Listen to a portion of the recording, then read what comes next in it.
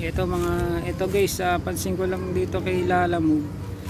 Parang habang bumababa yung rate niya, is dumadami yung mga customer na kumakaasta. Akala mo yung mga delivery riders ni Lalamove, empleyado nila. Birin mo sa halagang 56 lang na delivery fee, paakyatin mo pa ng second floor yung rider. Tapos pag hininga naman kayo ng extra charge, kayo pa yung galit kasi sasabihin nyo tamad yung rider, kasi ganyan. Hindi naman po trabaho ng rider na akyatin pa kayo yan sa ano nyo, kung nasa second floor kayo. Kung ayaw nyo pong bumaba, mag additional po kayo. Hindi po yung feeling nyo ninyo sa mga rider na nilalamove, empleyado ninyo. Yung mga rider po na nilalamove gaya ko, hindi naman po kami empleyado nilalamove. At lalong hindi nyo rin po kami empleyado para pasunurin nyo po sa gusto nyo. Ang trabaho lang po namin, mag-deliver door to door. Pero hindi iba na po pagka ang gusto nyo mangyari is door to floor. Akitin pa namin kayo dyan, libre. Sasabihan nyo pa kami na tamad. Grabe naman kayo. Samantalang magkano lang ang fare na binabahad nyo kay Lalamove para i-deliver namin yung item ninyo? 56 kakaltasan pa ni Lalamove ng 20% na commission yun. Magkano na lang yung matitira sa amin. Tapos gusto nyo, pag gusto nyo umakyat kami ng second floor, umakyat kami ng third floor,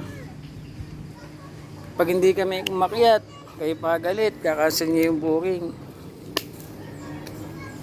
Diba? Gaano kakupal yung mga customer ni Lalamove ngayon. Pero hindi naman lahat ng customer ni Lalamove ganun. Meron lang talagang mga customer si Lalamove na kung maka-attitude, akala mo empleyado nila yung rider pag kinuha yung booking nila eh. Pero mo sa booking na sa SF na 56, papakitin mo pa ng second floor yung rider. Tapos pag hiningan ka ng additional extra charge, extra service, sasabihin mo tamad naman ng rider. Ako lang yung sasabihin mo din sa rider, ikaw lang yung tamad. Extra service, saglit ka lang aakyat ng second floor, 50 pesos, may ganun ka pang salita. Pero ikaw nga 50 pesos, hindi mo ba inisip 56 pesos lang yung ibabayad mo doon sa SF mo sa rider, hindi pa ikaw yung magbabayad, yung drop off pa. Tapos magsasalita ka pa ng ganun. Kung gusto niyo pong sumusunod sa inyo yung rider sa gusto niyo, mag-hire po kayo ng sarili nyong rider. Wag po kayong magbubuk sa kay Lalamove tapos aasta kayo na akala nyo empleyado nyo yung mga rider sa halagang magkano lang naman yung babayaran nyo sa SF. Tapos kung mag-demand pa kayo dun sa rider, akala ninyo binabayaran nyo ng buo yung isang araw nila ng minimum. Si Lalamove nga hindi kami tinuturing na empleyado eh. Dahil hindi naman talaga kami empleyado ni Lalamove. Dahil yun din naman ang sinasabi niya. Delivery partner lang kami. Hindi kami total empleyado ni Lalamove. At lalong hindi nyo rin po kami empleyado. Kaya kumbaga pakisamahan na lang po tayo. Hindi yung kung makaasta kayo, kala mo kayo yung amo pag nag-book kayo.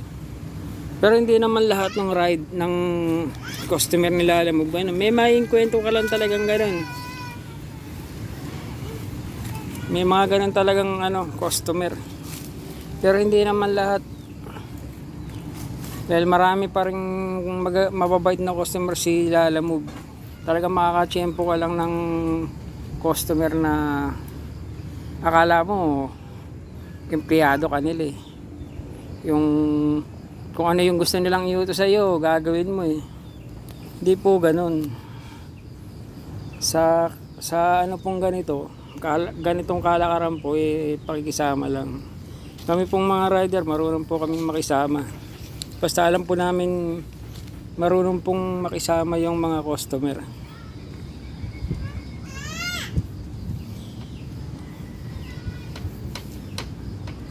May mga customer talaga na demanding eh.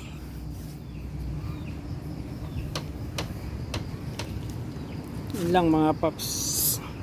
Ingat sa atin lahat. Lalo na sa mga habaan pa natin yung mga pasensya natin sa mga ganitong customer. Isirahin lang ito yung mga araw natin.